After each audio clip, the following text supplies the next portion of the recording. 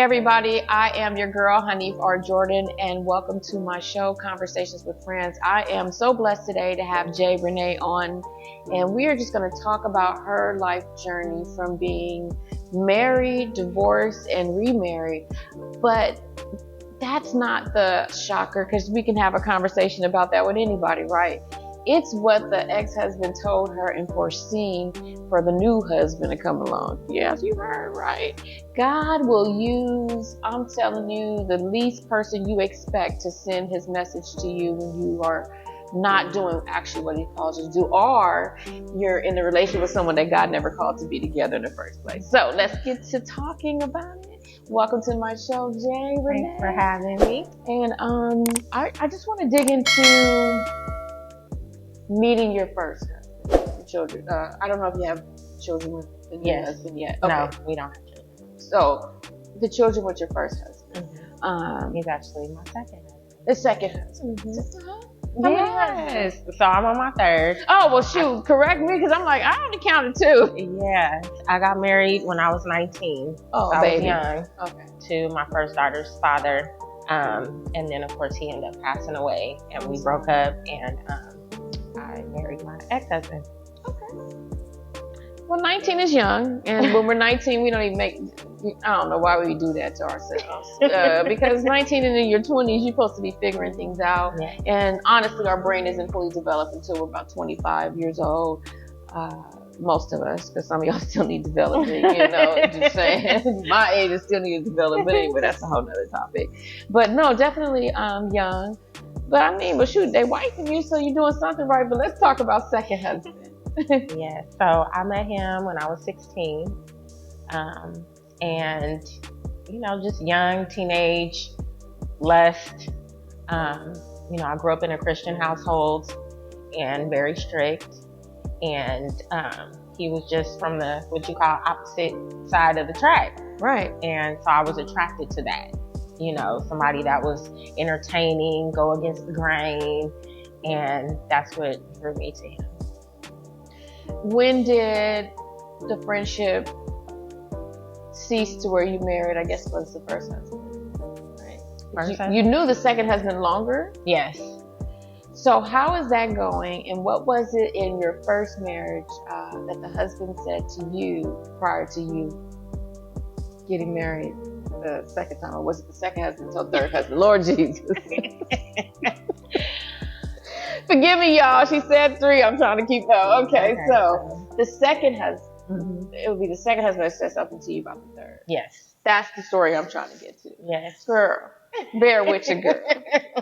So you want to know what led to that? What led to that? Because that's when we spoke, that's where I just seen God in a different way. I had never even thought that he would talk to you,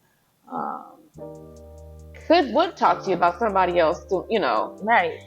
Because it goes against everything that we read about, that we believe in. Right. But then when it came out of the person's mouth, it's like, oh, well, maybe God was saying. Right. So what we're talking about is the message that her second husband gave her about the man that she was married to today.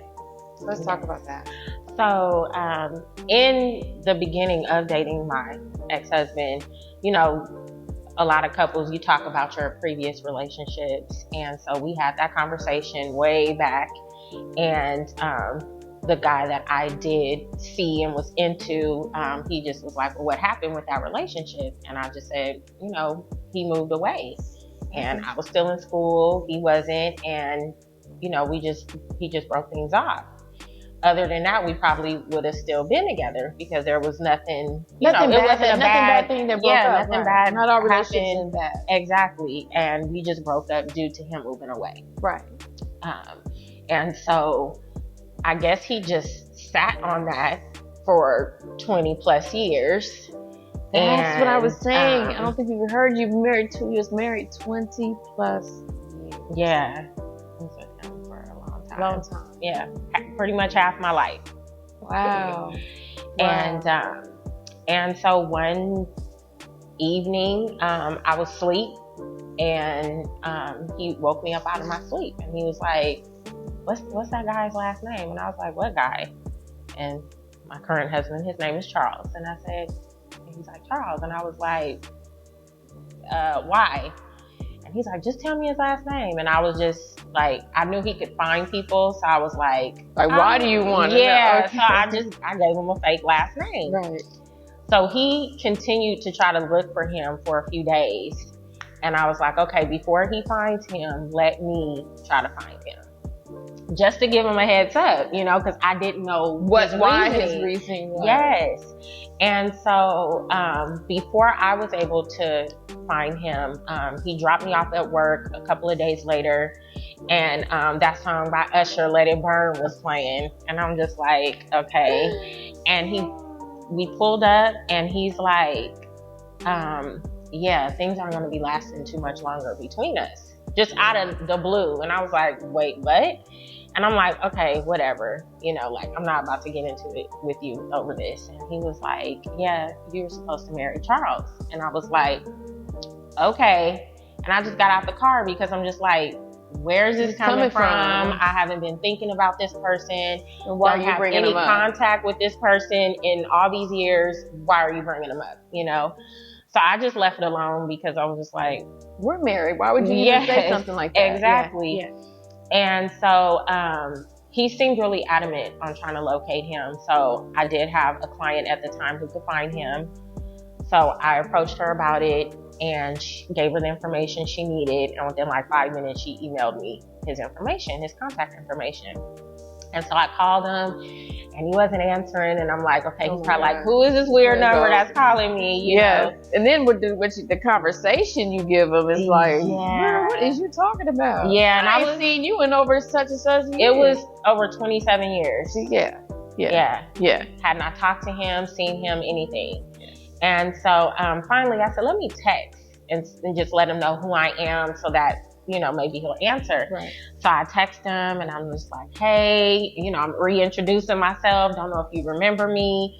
And as soon as the text got sent, he called. And he's like, oh my God, how did you find me?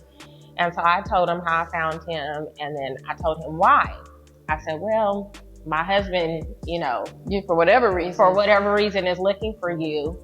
And this is the information he gave me about us. And he told me that you were supposed to be my husband. And he was like, what? And at the time he was married and in his second marriage. And so, he was just like, what? And he was like, why? Where is this coming from? And I just was like, I don't know.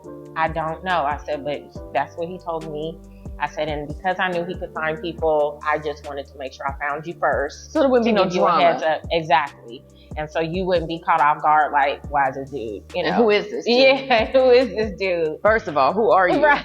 Exactly. That's what I want to know. Why you contacting me about a girl I ain't seen in 27 years, bro? Right. You got issues. And I'm married. So yeah, why you trying to start stuff over here? Right. Like, my wife gonna be questioning me. Exactly. About, what they looking for you for 27 years for? What you do? So exactly. So that was the first initial contact. And because he's who he is, he did formally over the phone introduce me to his wife, just so she wouldn't feel like, he's doing something on the side. But a wife will always know whether they were doing something on the side. Obviously, if she did have an issue, because she already felt something, right? Because y'all ended up marrying each other. Well, I mean, we did, years later, but we did, yeah. But he was done and you were done. They were we both were in a very, tumultuous relationships. And so, but her and I had a moment where we got close. Like she would call me, we would pray together. Right. And, it was like very cordial. It wasn't, anything, what we see on dirty. TV all the time. Yeah, it wasn't anything dirty. Right. Me trying to say, hey, let's meet up, or him saying that. Like it was real just cordial. Platonic. Yes, between her and I and him. That's good. When did it settle with you? Did you ever think about it afterwards? Even when you and your husband, the second husband, were done. Mm-hmm. How did you two connect? So we talked for a while, frequently, just because of what I was going through. I was in an abusive marriage and just battling that and just having the opposite sex to talk to kind of get a guy's perspective, that really helped me. Was he still in his marriage at the time? He was. We both were. And she even knew, what was going on. So she was just very concerned about me and the kids. So it was just like a weird, that's weird situation, how everything transpired and just the relationship that built. We had. All three of you. That it built between us three.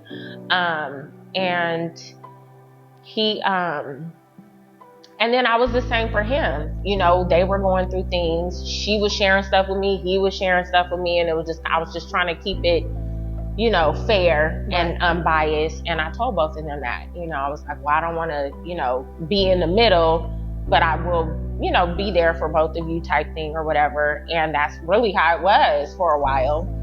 And then finally, he started catching feelings, and we just kind of were like, yeah, I could kind of see how this could work again, because we, like I said, we never had any issues before. But at the time, you guys were still hitched to somebody else. Mm-hmm. So then I decided, my ex-husband, I was like, I can't do it anymore. And so I did let him know that, and he had did the same in his situation. And we would talk, but not frequently. And then we stopped talking just for like 2.5 years. Well, healing. Yeah, we just, it was just if you would have jumped right into it, I would have told you this would have breeded all kind of red flags. Right. But it took us a while for him to kind of get himself together. And then you had and then I had to get myself together. In his? Yes. Okay, yeah, that's as well. Yeah. And then it just took us a while because, of course, I had to work on myself. He had to work on himself. Then they end up getting back together. Then me and my ex got back together. So it was just a lot of back and forth until it finally was like, okay, I'm out of here. And I filed for divorce and everything, but at the time I was still inhibiting a lot of fear.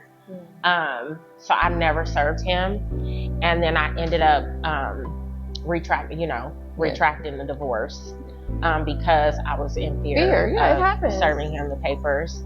And then I just went through a lot with him during that time. Trying to be there for him and kind of seeing if my family needed to come back together. And then I was really concerned about my children and how they were feeling. How hard that had to be to demolish a 20-something year marriage. But a lot of times I say it could be 30 years if 90% of the time was horrible. It's very easy because you only have that small percentage that of moments, because relationships is a collection of moments, right? Exactly. A collection of memories and moments and experiences. Yes.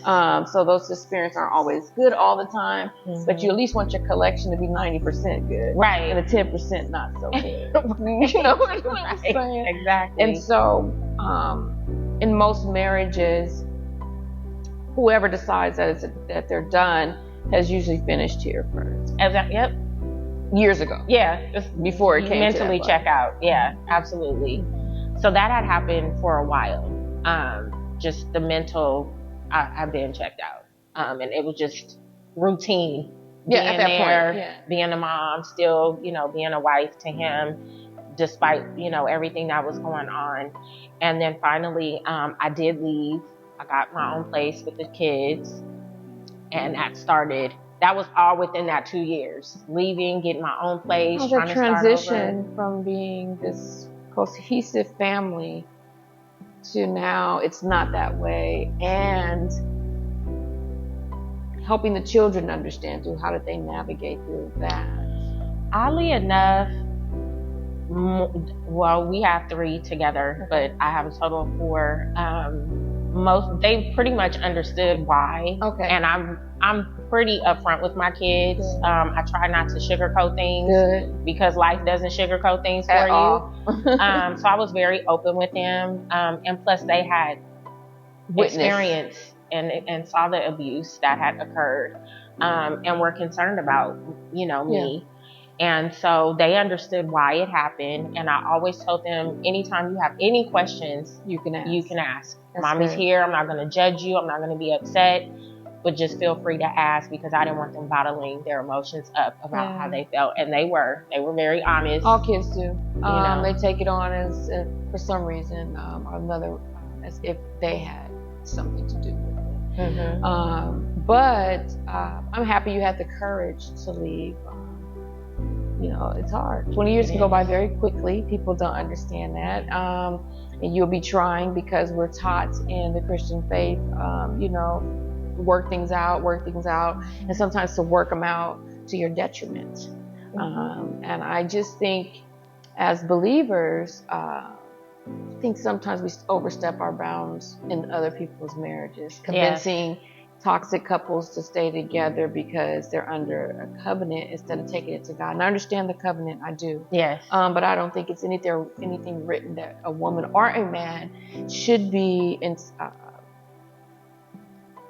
being abused. I don't think that's ever God's plan, verbally, mentally, emotionally, or financially. Yes. As well as cheating. Now, I know I've come back from that. You can come back from infidelity if you choose to, but that is your out. You don't have to stay. Right. And so as Christians, we hear a lot of times trying to make them stay when that's it's individual based. She can stay. It might be killing her inside. You know? Yeah. There's a percentage of wives that commit suicide, as well as husbands. Or don't make it out because the spouse does something to them. So I'm very proud that you got out. Let's fast forward to you're being married now. Happy bliss. How is the blended family? The blended family is good. Okay. It was a little rocky at first, you know. Just imagine, you know, my children, all they knew was me and their dad have been together from birth. So it was a little rocky, you know. But as of today, it's very healthy. They have a good relationship with him. He's very open. Excuse me. And it's been a rocky but good road. Well worth it. It's important for children to be able to see their mother be loved correctly. Absolutely. But it's also important for children to see their father be loved correctly by a woman and talked to right by a woman. And so my question to you is, how is that dynamic? Them seeing this man love on you, how does that look like in your household? It has helped, I think, a lot with my daughters, being able to see that there are good men out there that will respect you, that will not abuse you, that will be honest with you, that won't cheat on you and, you know, carry on like that. That don't have to raise their voice at you to get their point across, don't have to manipulate and gaslight and any of those things. And I'm happy, before you finish, I'm happy she said that, because I want to understand that's what keeps you in a 22-year marriage. It's the gaslight. And the manipulation. And some people are pros. Before I get comments that, well, it's the men you guys are choosing, or it's the woman that you guys are choosing. You know, some people are very great actors, and sometimes the true them does not surface because they've been in practice and doing it most of their life. So coming to a person that may not understand those signs, how are we gonna know? Exactly. When the representative came through and was strong for years before I got to see the real person. So I don't do the victim blaming thing. Like I said before I get any of those comments, understand that anybody could stay in any relationship for several years before you get the clue to get out and before you made a plan to get out safely. So a lot of women do not make it out safely, and there's even men that don't. And sometimes the women do make it out safely, but in order before that happens, the man goes after the kids. That's how much that narcissistic, self-centered, it's about me type thing. So we have that. I'm like, that did happen. You know. This kids time don't come. I did leave, and I did leave the state with my kids, and to go to a shelter, and he did file kidnapping charges against me. So that's why I'm back in California today. Risk my case because of that. Yeah. Or the man to be so jealous he'll take out his own kids. You guys see that there's family annihilators just so that they can be free when truly you're already free. It's just that is not the case about being free. Right. That is a cop out. It's because they have lost control of that person, and so is why they took the life. Mm-hmm. That's it, and that's all. You know, you can't control them anymore. Right. They made the decision that no. Right. You know? Mm-hmm. So yeah, there's red flags and all of us can miss them, but then there's sometimes some people are great chameleons. I'm sorry, but they are. Right. To the point where you be like, I didn't see that coming. Yeah, it's very shocking. But yeah, I just feel like with the new dynamic, them, and also letting them know how to accept rejection, because I think that's big. You know, learning how to accept rejection. Yeah. And being that it's okay. If somebody wants out, let them be out. Mm-hmm. And you respect their decision. You know, like even with my son, just making sure you respect women. You know, you watch how you treat women. And y'all hookers better know how to treat our sons. That too. Just saying. Because some of y'all, no, I'm just kidding. No, that's a whole other topic. But no, I agree. And then just also they know that I've been in therapy for 4 years, and they always, I'm going to therapy, you know, so they know that I am taking the steps to continue my healing process, not just because I left. That doesn't mean you're healed, because there's 100%. Still ramifications from the decisions that you make. And things that resurface, you know, daily in your life, and decisions that you make, and you're wondering like, why am I doing this? And it's like, because of what you've experienced and you haven't taken the proper steps to get help. And I'm thankful that, you know, I did that this time. For myself, you know, I didn't just leave and get into another relationship without working on me. And then we also go to couples therapy as well. And not because things are bad, but because I'm an advocate on therapy. It keeps things in the right perspective and in alignment. What about, have you guys thought about the children going to therapy? They have all been into therapy. Oh, then girl, you're doing just that. Yeah. That's all you can do. Yeah, it's not necessarily consistent, you know, because it does have to be their decision. Correct. But they have had some therapy. Good for you. Absolutely. Good for you.